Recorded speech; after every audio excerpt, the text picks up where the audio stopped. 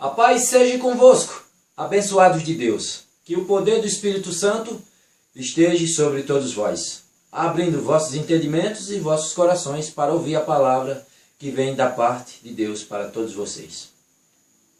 Hoje, eu estou começando, a partir de hoje, um novo quadro. Como assim? Como vocês podem ver aí no título, que diz Leitura da Palavra, Efésios 4. Começando hoje com Efésios 4. Como assim? Hoje eu quero estimular a vocês que não têm muito o costume de ler a Bíblia e com tudo isso mostrar a vocês que todos os segredos para o reino dos céus e o conhecimento do Messias está nas Escrituras. Hoje, você vê hoje em dia aí uma briga grande entre os templos, entre as placas das igrejas. Cada um diz que é detentor da razão. As Escrituras têm dizendo 1 mais 1 é 2. Aí vem o outro dizendo, não, 1 mais 1 não é 2 não, 1 mais 1 é 3. Que é isso, rapaz? Lá na Escritura tem dizendo que 1 mais 1 é 2. Você vem dizer que é 3? Não, não é forma de interpretação. Aí vem o outro dizendo, não está errado os dois. É 4, e eu mostro que é 4. Aí vem o outro, é 5. Vem o outro é 6, vem o outro é 7. Pronto. Se tiver 1000 igrejas, 1000 templos, é 1000 templos, cada um é detentor da verdade. Eu digo que eu já passei por algumas que têm pontos em comuns, e outros pontos que não tem nada a ver. E principalmente doutrinas humanas, que cada um puxa para o seu lado. Ei, aquela igreja, o irmão só pode... Naquela igreja o homem só pode andar de calça. Só pode andar de calça. Se usar bermuda vai para o inferno. Se pegar o irmão na rua de bermuda, chama para disciplinar. Já naquela outra não, usa bermuda. Naquela outra, as irmãs usam brinco, batom, que as mulheres de Israel naquele tempo também usavam. Já na outra não pode. Na outra pode cortar cabelo, na outra não pode. Sim, e aí? Olha só. E as ovelhas, as almas ficam perdidas no meio disso. A religião foi criada, o objetivo do homem que criou esse título, religião foi o quê? Com qual objetivo? Ligar o homem a Deus. Mas hoje em dia, através de pessoas que me falam, eu vejo, a gente vê, convive, eu aqui, vocês aí, a gente vê que ela tem afastado muita gente de Deus. Tem afastado muita. Como assim? Hoje está crescendo um movimento chamado os desigrejados. Que movimento é esse? Pessoas que eram dos templos, pessoas que conviveram 10, 15 anos, ou até muito mais tempos, dentro dos templos, e hoje não convive mais. Devido que à nojeira e à imundície que está dentro dos templos. São todos assim? Não. São todos assim? Não. Mas a grande maioria está assim, infelizmente. O mundo invadiu o templo. O mundo invadiu os templos. Completamente invadiu. E as almas ficam no meio desse fogo cruzado. E diz qual é a verdade, porque você me disse isso, mas aquele outro já me disse aquilo. Aquele me disse isso, mas aquele outro me disse aquilo. E agora? Qual é a verdade? É como eu sempre digo. Aqui nos meus vídeos, quem me conhece, eu sempre digo, leia a Bíblia. Leia as Escrituras. Ela é direta. Ela mostra claramente. O Messias disse, o meu povo peca por falta de conhecimento, porque eles não examinam as Escrituras. Examina as Escrituras. Lá você vai ver o caminho para a vida eterna e ela testifica de mim. É claro. Agora, muita gente fica na mão dos falsos profetas e fica perdido. Aí um outro vem e diz outra coisa. Um vem e diz outra coisa. Um vem e diz uma coisa. Um vem e diz uma coisa. O outro diz outra. E aí? Como eu disse, esse movimento desigrejado saindo, olha o que, é que eu ouço de testemunho deles. Eles falam, saí. Enquanto eu estava no banco, eu vi algumas coisas, mas tudo bem. Mas depois que eu me envolvi com o ministério, com um cargo, aí eu vi muita coisa. Tem condicional, muita nojeira, saí. Hoje, eu estou bem melhor aqui fora do que dentro. É claro, sirvo a Deus, testemunho da pessoa. Estou passando o que é o vídeo da pessoa, do testemunho. Falando, hoje eu sirvo a Deus, hoje eu estou bem melhor aqui fora do que dentro. Sirvo a Deus, continuo, prego o evangelho sempre que minha chance, faço minhas obras de caridades. Muitos aí até as ofertas, dízimos e ofertas. Quem quer dar dízimo, como eu falei nos outros vídeos passados, né? Quem leu, acompanhou lá os dízimos, o assunto de dízimo, oferta, sabe bem. Eu quero continuar dando dízimo. ou oferta, não. Continua prestando, vamos melhor dizer assim, continua prestando sua obra de caridade aos necessitados. Compra quentinha, doa para os necessitados da rua, cesta básica, tem projetos sociais que ajudam. Olha, tá, aquela família que está passando necessidade, junta, arrecada, leva o alimento. Continua a ajudar o próximo. Porque disse que dentro dos templos, que era para fazer isso, não faz. Era para fazer isso e não faz. É claro, tem templos que faz, mas muito poucos. A maioria não faz. Agora, uma coisa que eu vejo, que pessoas comentam, e a gente vê a verdade, aí muita gente fica dizendo, a maçonaria é do diabo. Os espíritos é espírito de demônio. A Umbanda também. Só dá para meter pau nos outros. Agora, os maçons, a maçonaria, todos unidos. São todos unidos. Quando um cai, se um estiver caindo, os outros se juntam e levantam. Não deixa de jeito nenhum tombar. Se tiver também, eita, tá ali junta, todos levantam. Olha só, os cristãos é um metendo pau no outro. Se puder, pisa no pescoço do outro, pisa. O outro está terminando de morrer, ele termina de pisar. De ajudar, não. Veja só, agora fica criticando os outros. Os espíritas, quem é que se assemelha aos espíritas em obras de caridade ao próximo? Quem se assemelha a eles nisso? Os cristãos eram para fazer. Os cristãos eram para fazer. É claro, tem quem faça, faz. Mas muito poucos. Se tiver 1000 templos, todos os 1000 templos com placas humanas era para fazer. Mas não faz. Se for 5%, faz. A maioria não faz. Agora fica criticando os outros. Eles estão... espírito é isso. Mas quem se assemelha a eles em obra de caridade? Eles fazem obras e mais obras. Maçom, está caindo entre eles, um cai, levanta, junta, levanta. E aí? Conhecido meu que era da Umbanda. Qualquer mesmo passou a perto, junta. Alimento levanta. Hoje em dia, dentro das igrejas evangélicas, que eu convivo nesse meio, eu sei bem que é isso. Os irmãos, às vezes, estão caindo, oxe, não está nem aí. Nem ajuda, a minha barriga já está cheia, eu não estou nem aí com o próximo. Olha só. Olha só como é a coisa. Fala dos outros, mas não dá exemplo. É triste. Então, esse movimento vem crescendo. Aí muita gente diz, eu cansei de estar ali, porque eles pregam uma coisa, mas não vivem o que pregam. É só escândalo, é só decepções. Então eu preferi estar aqui fora. Cada um diz que é detentor da verdade. Cada um é o detentor da verdade. Um diz uma coisa, você está certo nessa parte, mas nessa está errada. Tem que ser assim. Aí vem outro, nenhum dos dois. E principalmente esses templos que algumas igrejas gostam de estar chamando de seita. Ah, aquela é uma seita, aquela é uma seita, aquela é uma seita, aquela é uma seita. Tá tudo errado, tudo distorcido. Tá tudo distorcido.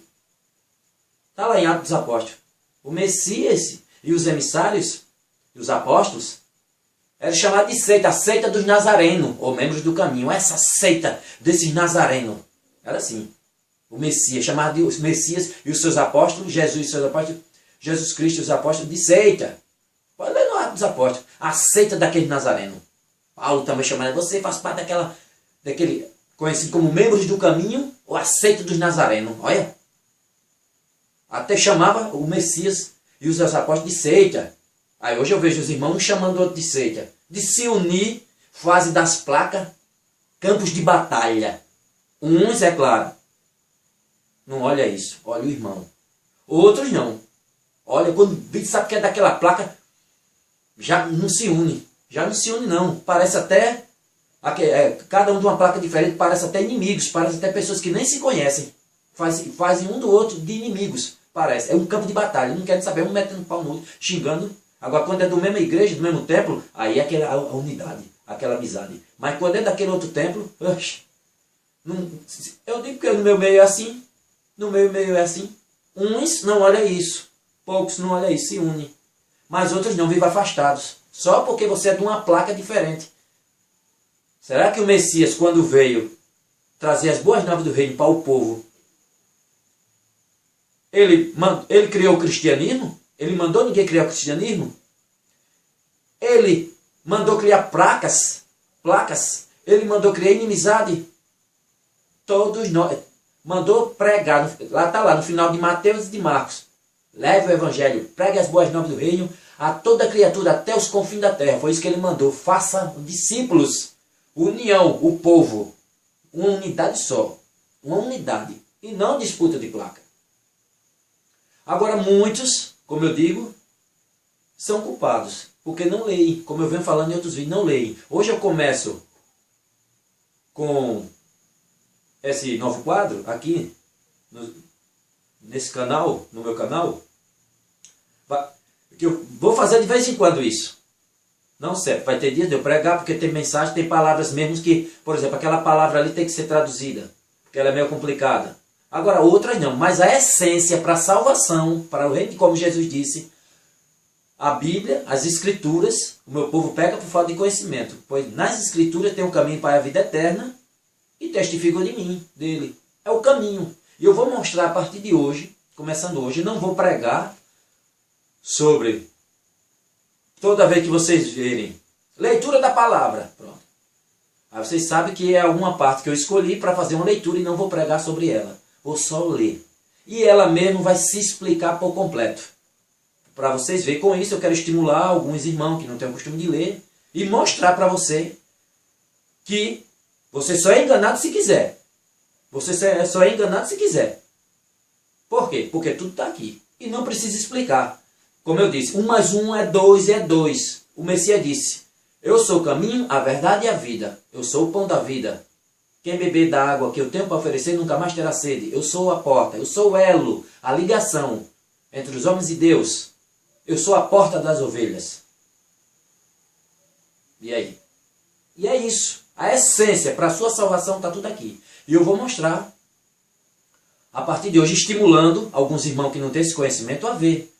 Vou ler e não vou precisar pregar.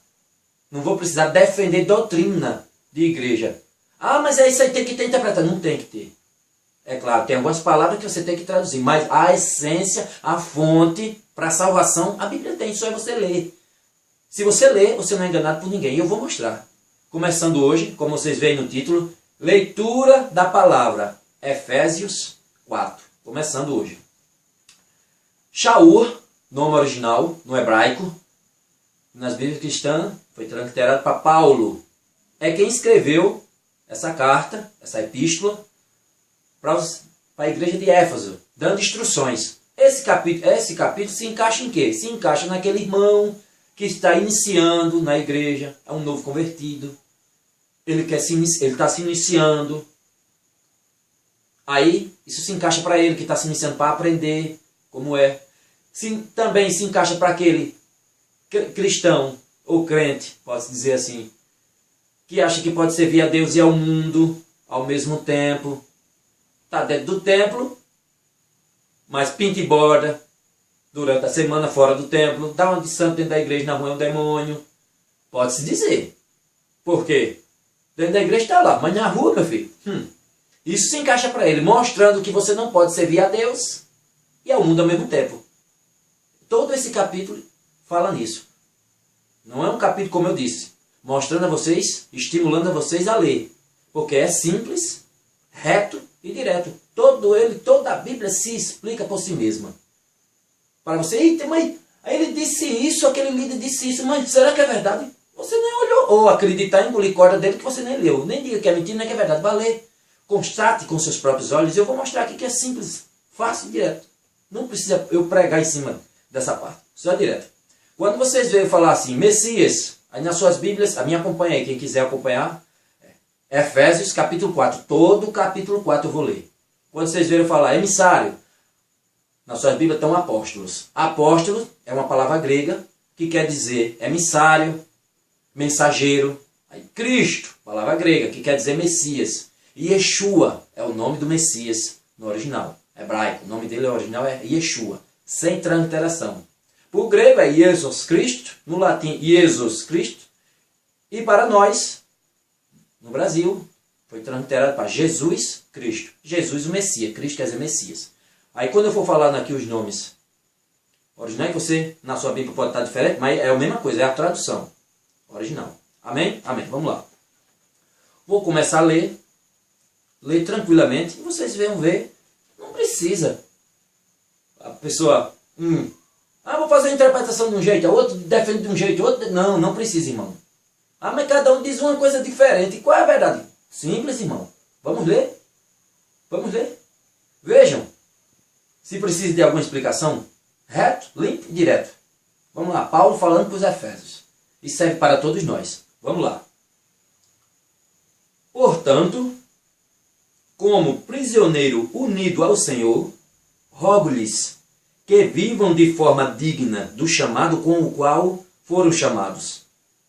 Sejam sempre humildes, gentis e pacientes, suportando uns aos outros em amor. E façam todos os esforços para preservar a unidade concedida pelo Espírito mediante o poder unificador da paz. Há um corpo e um espírito, como há uma esperança para a qual vocês foram chamados. Há um só Senhor, uma confiança, uma imersão e um Deus, Pai de todos, que rege todos, atua por meio de todos e está em todos.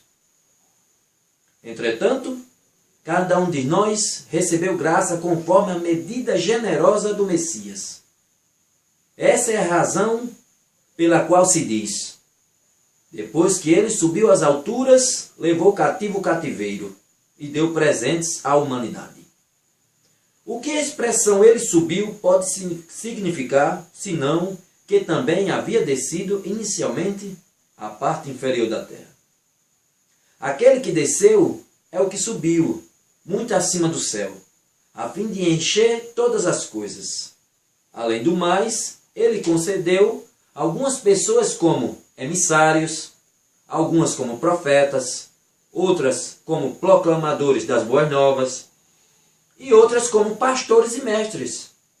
Sua tarefa é preparar o povo de Deus para a obra de edificar o corpo do Messias, até que todos cheguemos à unidade implicada pela confiança e pelo conhecimento do Filho de Deus e à plena virilidade, segundo o padrão de maturidade estabelecido pela perfeição do Messias.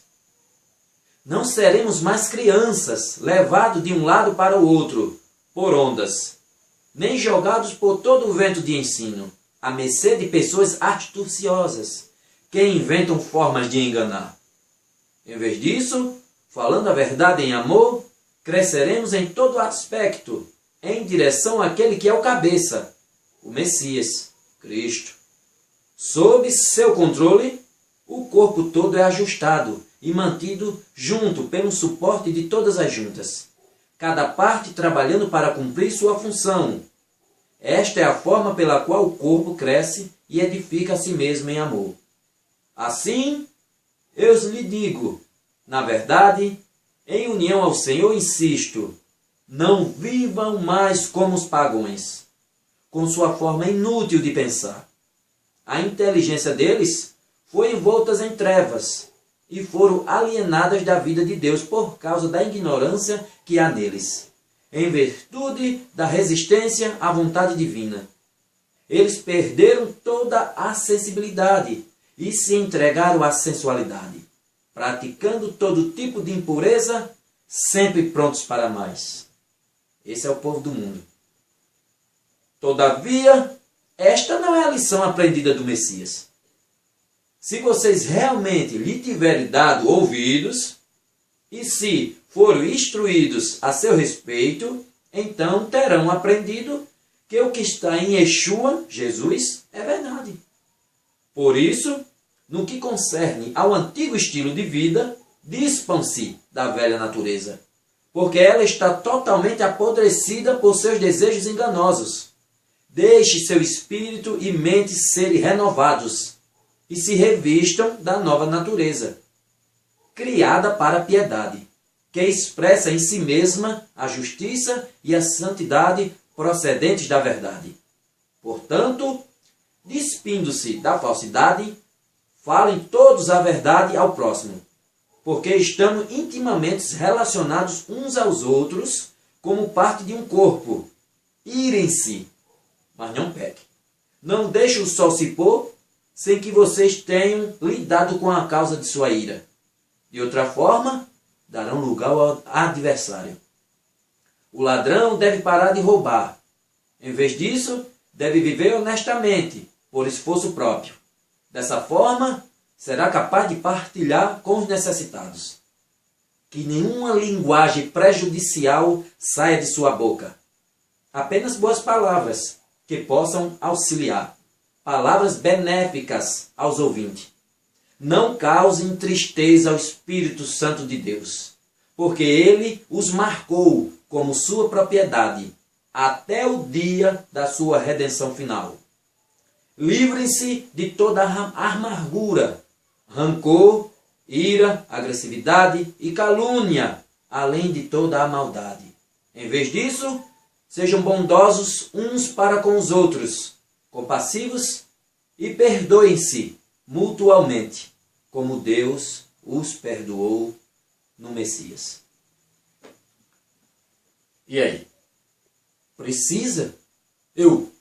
Aí o outro vem, tenta distorcer a palavra? Não. Você viu? Claro, direto e objetivo. Quer obter respostas? Leia as Escrituras. É clara, reta e objetiva. A paz seja convosco, amados. Que Deus os abençoe. Até a próxima. Amém.